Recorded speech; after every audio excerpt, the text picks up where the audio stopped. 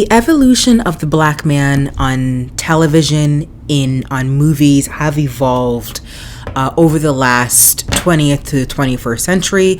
I would say even the 19th century. In the beginning of media, black men were animals, were scary. They evolved into gangsters and people to not be trusted. And then we see black men that is more contrary to what the society and what culture usually believes, right? And what black man actually exists in real life. So in the beginning of time, black men were villainized. They were told to never have a connection with the black man, never communicate with the black man, never have children with the black man. Black men are dangerous.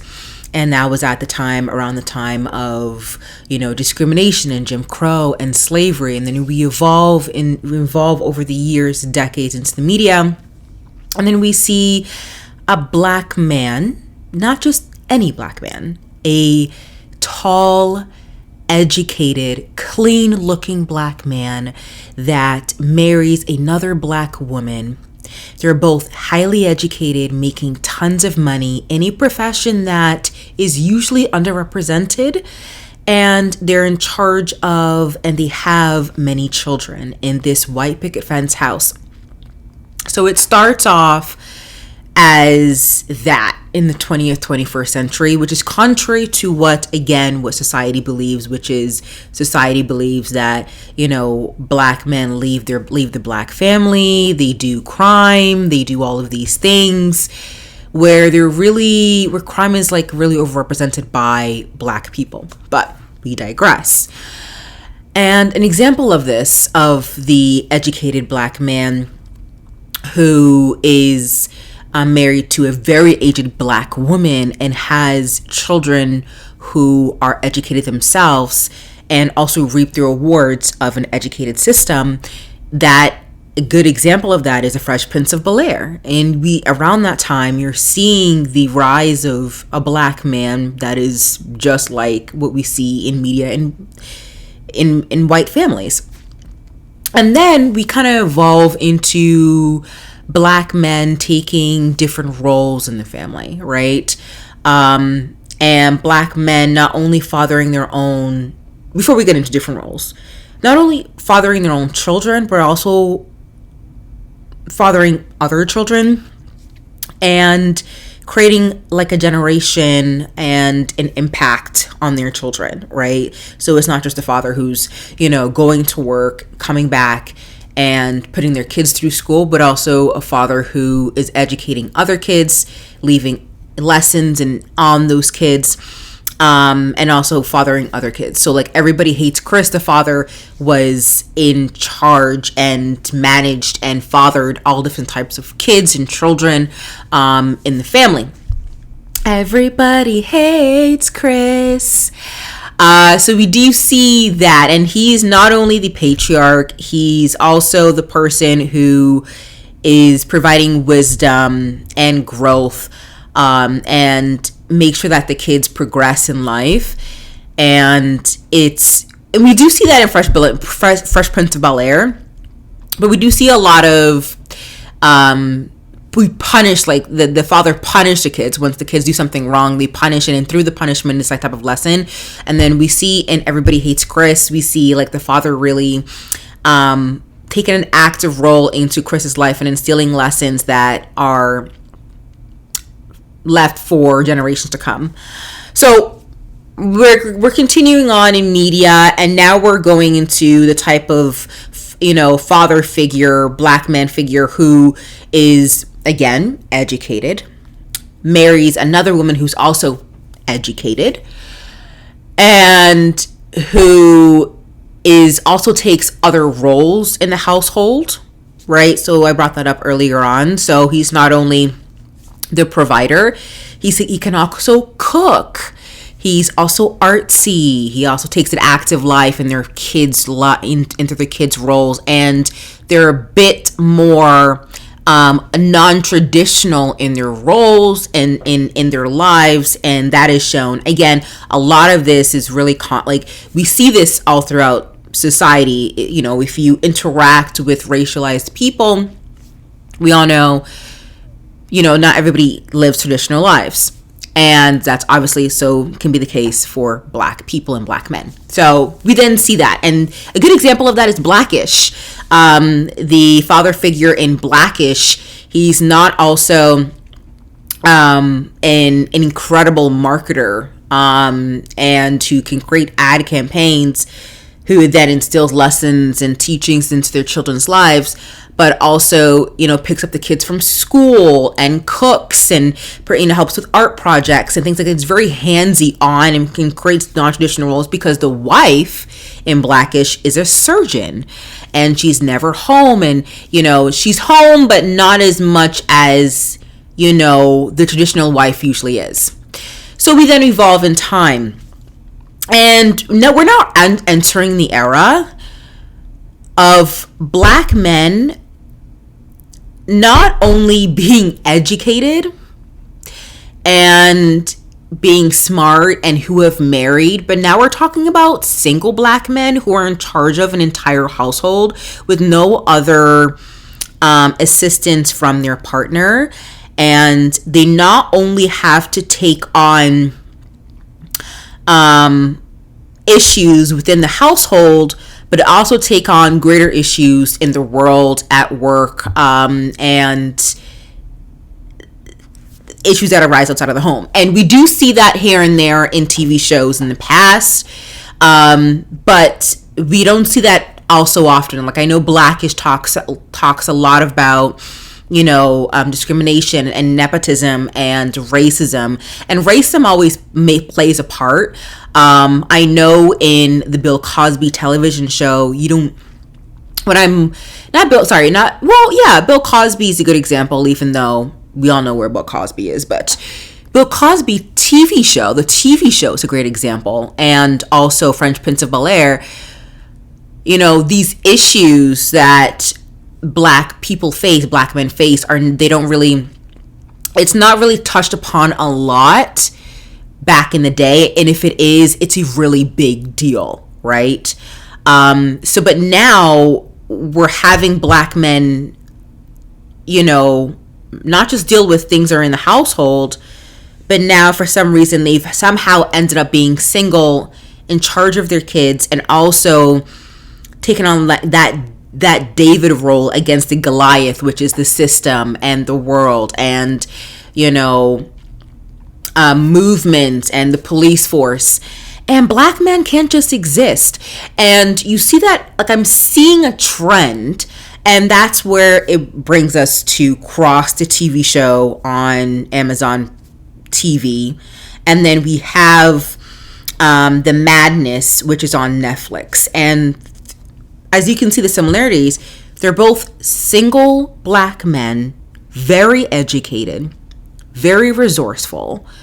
They both have kids, but they're single, and they are facing a insurmountable amount of pressure and issues for no reason. Like, I don't understand as to why Black men can't just exist. You know what I mean?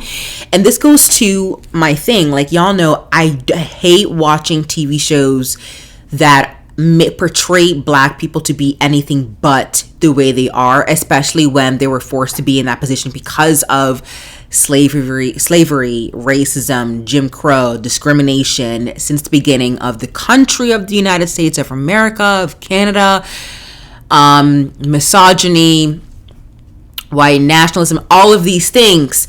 And so that's why I can't watch Black people play roles that are, you know, drug dealers, and they're creating a drug empire. It's Black people are more than that. And that was kind of the existence of the beginning of the Black character, right?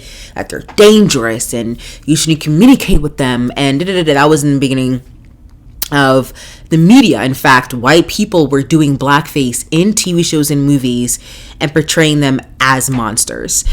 And then it evolved into like The Wire, where you see like black people portrayed. But I do like The Wire TV show, even though black people were portrayed as, gangsters, but it was portrayed in a more nuanced way where they're part of a system that forced them to reckon with themselves, and also identify that they're there not because of their own doing, but because of they're part of this like greater system, and they were put there because of, again, racism, discrimination, etc., etc. So I do want to talk about how these two shows are really similar and they play off of each other. I don't know why these black men have to go through so much. Out of the two, if you're wondering which one I like, I do love The Madness. To me, The Madness is better than The Cross, but in the ways probably you guys would probably, for the reasons why you guys probably like Cross. And they both have similar Rotten Tomato scores, 74% for The Madness and then 75% for Cross. Actually, and I do think that most people, or 72% for Rotten Tomatoes, I'm not really sure, but I do believe that some people would actually vote Cross over The Madness. And the reason why I like The Madness is because it's a bit more modern, and it plays off of the political issues that we have in our today's climate. Cross is very good, and it plays on the type of TV shows and the political dramas that we see in cable TV, old school cable drama, where there is an issue, there solves an issue, and how that solves the issue comes out being the same thing, and they use the same structure on solving the issue. So to me, it was quite boring. The Cross was quite boring. What made it different and what made it interesting is that we knew who the killer was, and the people who were helping the killer were people who were part of the system that's supposed to prevent and punish people like the killer, right? And it made it a bit more interesting. However, and I'm gonna start talking about The Cross before I go into The Madness. I think they casted this really, really well. To me, it made no absolute sense as to why the police force were not on the side of Alex Cross when it came to all of his opinions, all of his hypotheses, all of his takes. We have all concluded that Alex Cross is a very intelligent psychoanalyst, right? I don't understand why the police force, who is Chief Anderson, is going against him at every single turn. To me, I'm going to say it's racism, right? You're telling me your best psychoanalyst, who has helped you solve countless amount of crimes, okay, who is grieving the death of his wife, and is doing this, and is telling you who the killer is, how he got here, and you do not believe him. You believe him in any other case, but you don't believe him here, and maybe because of the actors at play.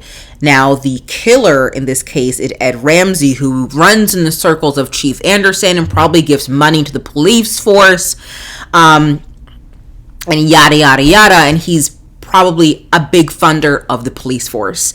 And I just find it incredibly unrelatable, and I cannot believe that a cop would not side with Alex Cross. Like, throughout the episodes, Alex Cross is left to really defend himself, and then you have his stupid friend, which I think is like his colleague. I forgot his name. I think is John Samson, who is not there with him to really back him up. So he's there saying he this is how he did it, this is who he is, this is where we should get him, and you're not believing him.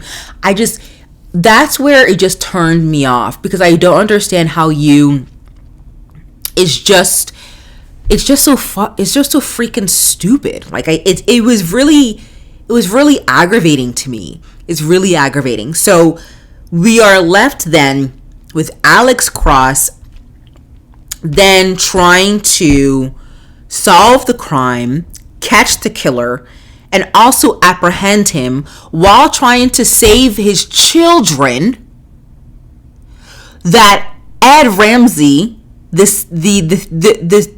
killer, has caught. So we see him playing kind of like, we see like Bones. You know Bones, a TV show?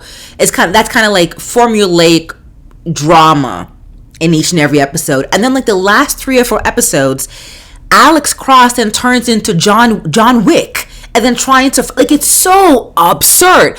And I'm sorry, I find it hard to believe that this makes, like, it doesn't make any sense. Like, for me, I would be calling for Chief Anderson's head, in the sense that she should be fired. And everybody is not even speaking up to the truth, like speaking up to what's right. Like, it doesn't make any proper sense. So it's just, and then you have like Lieutenant Orsina, who's also ends up killing somebody, and then like we just like casually arrest her and find her. I'm like, what is going on? So we have a black man that is going against his friend, his colleagues, the entire city, the police force, his boss, all on his own, while trying not to get killed and save his kids. That makes no sense. God forbid a black man just damn exists. Just exists on television. And that's why I like TV shows like Blackish and Everybody Hates Chris, because we see a black man existing. However, even in Blackish, we see the father figure of the family still dealing with a lot of issues, because he's a black man in America. Let's be honest. He can't escape a lot of the things. So, like, just the struggle, like, it's just so disgusting. And I just don't even see any of this playing out in real life. I would only see this playing out in real life if it wasn't so obvious who the killer is, and it wasn't so obvious, like, if the story is just so absurd. However, and this is your own employee who does this for a living and is telling you what you need to do, and you don't believe him. So it's just, why did you hire him in the first place? Like, why don't you believe him? And I just don't like it. So just continue on with Cross. They picked a really good person to play Ryan Eggold. Alona Tall, who ends up being like, I don't know who she is, like a romantic figure. Like, she's always like, do you need something? Yeah, I got it. Like, girl, we just want you to do a search. Calm down, girl. You know that white girl who ends up sleeping with Alex's colleague? She's like, oh my god, you need something? Yeah, don't worry, I'll get it done for you. Stop. It's okay. Stop. Like, I don't know. It's weird. Like, stop. So, everybody was acting like Bobby Trey was an undercover cop, works for the, like, the story is so freaking absurd. And that's why, like, I don't understand why people even like this show. I'm like, I can't even finish it. Like, what, how did you guys finish it? Like, it didn't make any sense to me. And that's why I would rate Cross like a 6 out of 10. Like, the story is so absurd. Like, why do you have Alex Cross on your team if you don't believe him, Chief? Like, even if it sounds so absurd and you can't even fathom such corruption happening in your own station, then wouldn't you want to take the time to investigate it properly? Wouldn't you want to, but instead, like, the chief is like fighting him, or the chief ends up being like, the chief is a mayor, not a cop. Jesus Christ. Like, you know, these guys, they weren't cops. The chief was like a mayor. I don't understand. I don't get it. And then we move into the madness. So this is where I think it was a bit more interesting. So we have, again, a black man, Munice Daniels, not only witness a dead body, gets chased by two killers, like assassins, gets away, reports it, like, nobody believed his story. Like, this, I can totally get. Like, I can totally see this story happening in real life. If I removed myself from the situation, I can look above the situation and go, that makes sense. Like, the storyline makes more sense to me. Okay, you witnessed a dead body. We only found you in the woods. Okay, it makes sense for the cops to be skeptical of him. Okay, I get it. So obviously you will be a suspect number one because you saw this body, whatever. And so you then become fearful. You then report it to the police is coming after you, other people are stalking you, coming after you, and the police don't believe you. Police are thinking that you made this up. But then again, if I was the cops, I would start to think, why would a person who's on a verge on getting a CNN promotion want to wreck all of that up? Okay, and he's writing a book. Why would he wreck up his relationship with his lawyers, wreck up his relationship with his employer, wreck up his relationship with his book publisher for this? If I was a cop, I don't know. Like, I probably put my thinking cap, my critical analyzing cap on, and think like that. Like, why would somebody do that? And this is not like ordinary Joe Blow. Like, this is a guy who people know from TV. Like, he's an anchor. He's famous.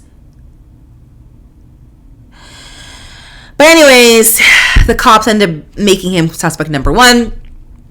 And then he finds out that the body that he found was the head of a very racist organization. And because he's a black man, the cops thinks he did it. Because, of course, that makes absolute sense. You know, because his father did it. Or father was like in a BLM movement or Black Panther movement. So 30, 40 years later, he ends up killing the head of it because that makes sense. That makes sense.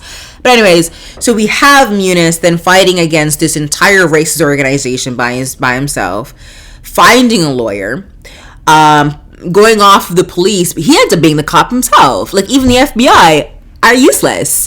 The FBI then goes like, hey, how you doing?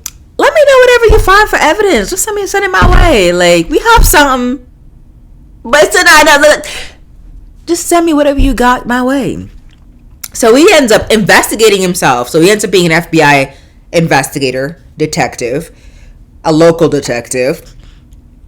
He has to protect his family, protect his separated wife, protect his kid. Okay, and in all of these stories, the sacrifice doesn't go unnoticed because you do have to be a martyr or try to sacrifice your something. Somebody gets hurt to get what you need.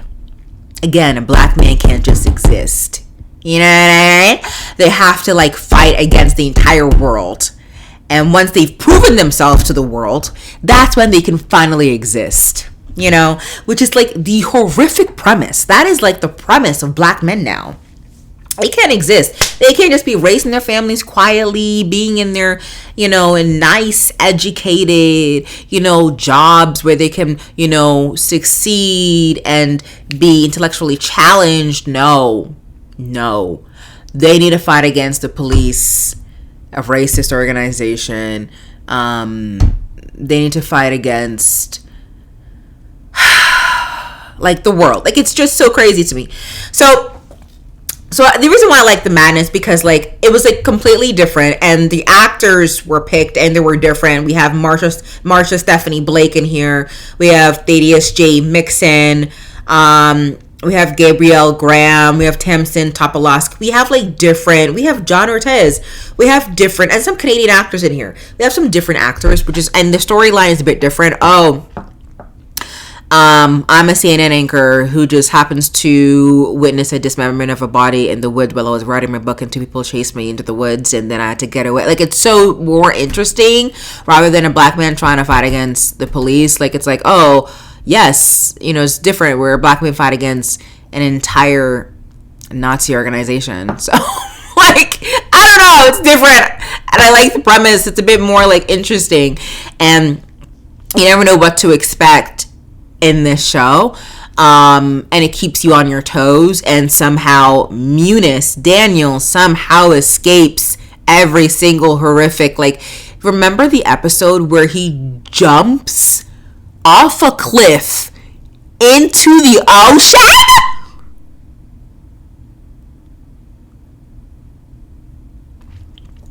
Do you remember the scene when he was in the hospital after he jumped off the cliff and he finally walked to the hospital, and then the white lady who ends up working for the congressman, who ends up being like a hired assassin basically, finds them in the hospital and they actually shot at them and the police yeah. So it's scary. It's scary, it's crazy, it's weird and interesting. It's still the same premise, like black man against the world, and I hate it. Like, I just don't understand. But I like the Blaze because of, I like the madness, not Cross. I like the madness because it's like a different premise, it's way more interesting, different characters, and it's a bit more topical. I feel like the Cross could have been put out in like any year in the last 10 years. But the madness is like, yeah, this is a 2024 TV show. I don't like this for black men. I don't. Y'all know. I think that's basically my opinion of this episode. And I just gotta say, black men deserve more, and we should put more faith into black men, and then they can put more faith into themselves. Because, like, how can black men then face against the world? Black men would then beginning to think like they can't, like, issues are too surmountable, like they can't just exist, like there's always some type of like pressure and some type of, like, it's just, I don't like, the black men shouldn't have that type of responsibility where they have to fight against everybody, fight against this and did it this and did it, like, I'm sorry, in Cross, Alex turns into John Wick in the last 2 episodes. That's where I logged the frick out. Like, I'm sorry, the cops are still not on your side? Then these are not cops. These are not real FBI people. These are not real, but I do see a version of the madness plot happening in real life. The Cross one just seems too insane. At least the police station would have at least issued a warrant to the killer's mansion castle thing and would have found some, and at least, or investigated under the table, like done something. But for him to, like, for the chief just ignoring Alex Cross is just so insane to me. That's where we are in media, that black men are so capable.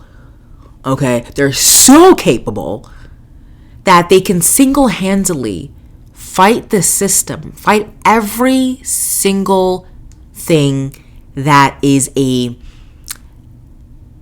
enemy to themselves, to their home, that goes against who they, like, they can single-handedly, without anybody's help, save themselves against all forces. I don't like where this is going in media. So I'm happy that they chose 2 dark men, but usually that's been quite the case when it comes to black men representation in media, which is great, which we love. Now we want that for black women. I want to see a more melanated woman, black woman on there. I want to see a dark melanated girl. But even the wives, I think in the madness, the wife is a dark black woman, and I'm very happy. And the black love in this, in the madness, is beautiful, and Cross is kind of like disgusting. Like, even his girlfriend doesn't even like him, and I'm like, girl, why are you with him? Because you seem like you don't know him, or you don't like him. You don't like who he is. You don't like his character. Anyways, that's my take on these 2 TV shows. I'm watching a lot. There's a lot dropping, and I don't know why. We're in December. It's supposed to be slowing down, but there's a lot going on. I'm watching Lioness. I am watching, what's that Netflix TV show? Oh, The Ultimatum. I'm watching a lot of new stuff here and there, movies here and there, and we'll be back. I will be back for another episode real soon. Don't forget to subscribe, comment, like, and stay woke, and stay healthy, and stay safe. I'll see you guys in the next one. Bye now.